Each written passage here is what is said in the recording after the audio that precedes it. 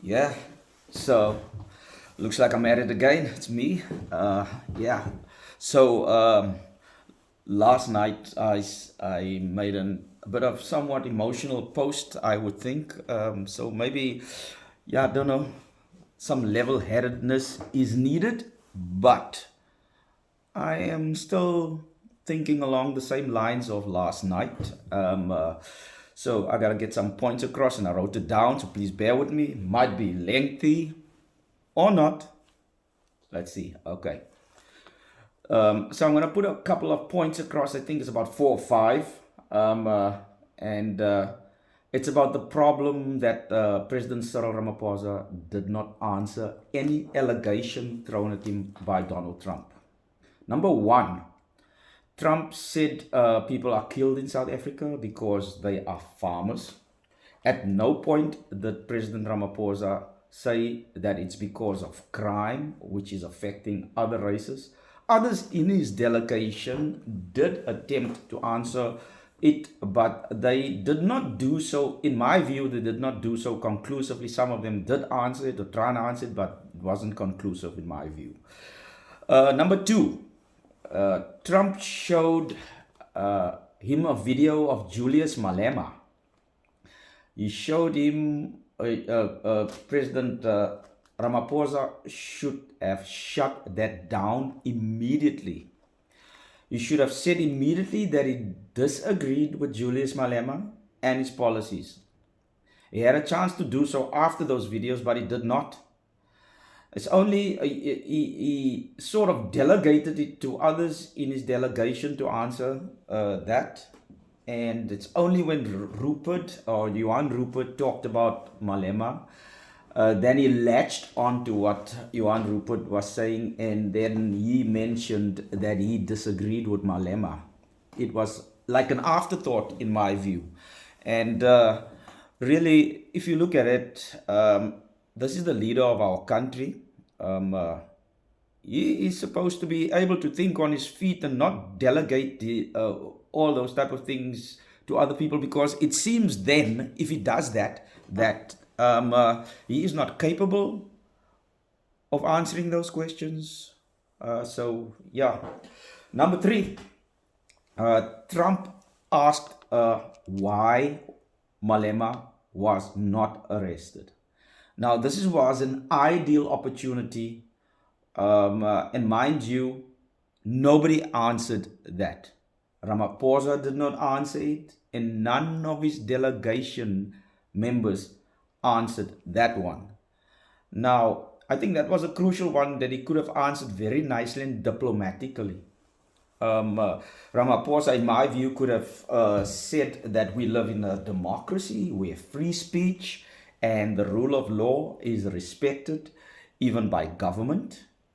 And he should have expanded and gone further and talked about the court case where the verdict was that Malema was legally allowed to sing the song. Now, then he should have said that because we believe in our rule of law and we are a democracy, we as government cannot then go against the law which will make us act unlawfully. You cannot arrest somebody unlawfully. That would be an unlawful arrest because there was a court case. Number four, Trump showed Ramaphosa mass graves or mass crosses. And Ramaphosa's answer was that he did not know where these mass graves or lots of crosses were or are. So my question is, you are the president of our country. How on earth don't you know where all these crosses are? Because this thing was all over X. And if he knew about it, then he would have said, and he could have said that this was not burial sites of dead people, but it was symbolic crosses which symbolizes the losses that was made through farm murders or people losing their farms or getting involved or being involved of the victims of crime as well as them being scammed. So um, uh, you missed an opportunity there, Mr. Ramaphosa. Number five, Trump showed him evidence of recent farm deaths, and at no point did Ramaphosa or anyone of his delegation address that. Now, the problem with this whole interview is that Ramaphosa should have never done this interview in front of the media in the first place. Now, we can say it's an ambush, but because when I saw Ramaphosa's face after the videos were shown, or while the videos were shown, he was like, he looked like shocked. He looked like, what is happening now? That's what how I read his face. Maybe I'm wrong. I don't know. But he he should not have gone to that type of environment in the first place, because he saw what happened to Zelensky. He saw what happened to the Canadian Prime Minister. He saw what happened to Keir Starmer, the Prime Minister of the UK, or rather of Britain. So he saw all of that. So I mean, now, if he was prepared, then he would have been able to answer everything. And if he could not answer something, then his delegation could answer anything. But it looked like he could not answer anything that Trump threw at him, from my perspective. So, like I said, I wanted to check. Did he not watch the Zelensky video? I mean, for crying out loud, Zelensky was here with him a couple of weeks ago in South Africa. You could have gotten pointers on how to handle Trump if you did not know. At the end of the day, President Ramaphosa looked ill prepared for whatever Trump was throwing at him. I fear the impact of that interview is going to have severe impacts for us as black people. We can have now a situation, because the narrative was already created that look at this black leader. He is so incompetent. He needs the white man Rupert, and he needs another white man Ernie Els, and he needs another white man Retief Goosen, and he needs another white man John Steenhuisen to talk on his behalf. 4 white men talking on your behalf, Mr. President. You're the president of this country. So I don't know about that one. That I'm just thinking the narrative has been created that black people are incompetent, and it's further exacerbated by the fact that the ANC has been poor. They've been poor on service delivery. They've been poor on running the country. The country is being run into the ground. There's another thing about crime. I'm gonna talk in another video. I'm gonna do another video about crime shortly. Yeah, I'm not gonna address the crime now. But if Elon Musk is going to be allowed to have his Starlink here, then we would have compromised our sovereignty, because we will then say on one hand, in our rule books, there's a certain, it's a law. Triple BEE and BEE is a law in this country.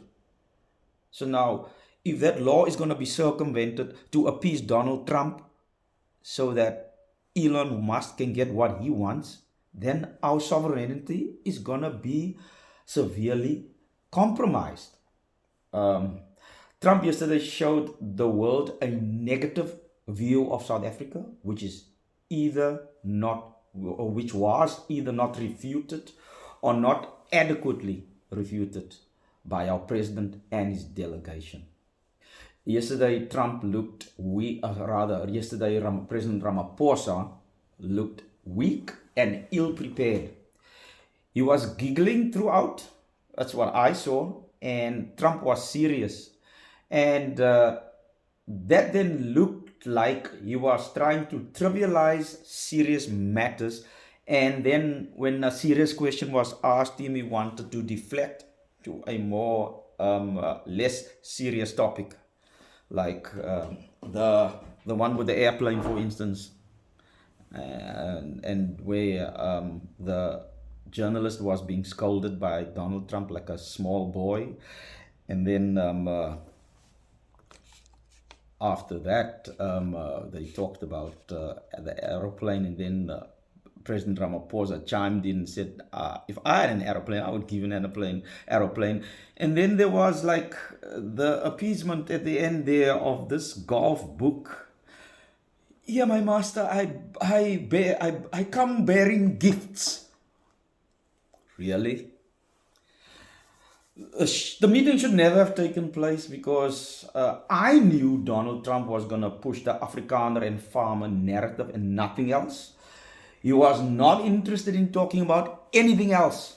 You talk about investment, you talk about trade, and it just gets back to the murders and the genocide, and the farmers. So he was not interested in talking and anything else. Trump went back to the Afrikaner and farmer issue most of the time.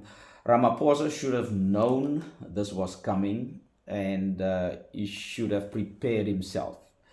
If Trump shows graves of whites, then Ramaphosa should have shown black graves. If Trump showed Malema killed a Boer, then he should have shown videos of himself, Ramaphosa, speaking against that. And I'm sure there are many videos of that. If Trump said there's white genocide. Now, this is the thing where you have to have now a social media guru as your advisor, Mr. President Ramaphosa. You should have a social media because there are so many videos of white Afrikaners, white English speaking people in South Africa, where they are speaking against this narrative of the genocide happening in South Africa. You can get millions or thousands of those videos on TikTok, on YouTube, on Facebook. Why didn't you tap in that, make a collage of it, and then when you should have prepared this, because I knew this was going to happen. I wasn't even shocked when he was showing those videos, but you, Mr. President Ramaphosa, you were shocked. You were shocked. I don't believe it. But in any case, here we are. So I fear, President Ramaphosa, that you have put in motion a narrative and a process which will set us back 300 years. Let that sink in.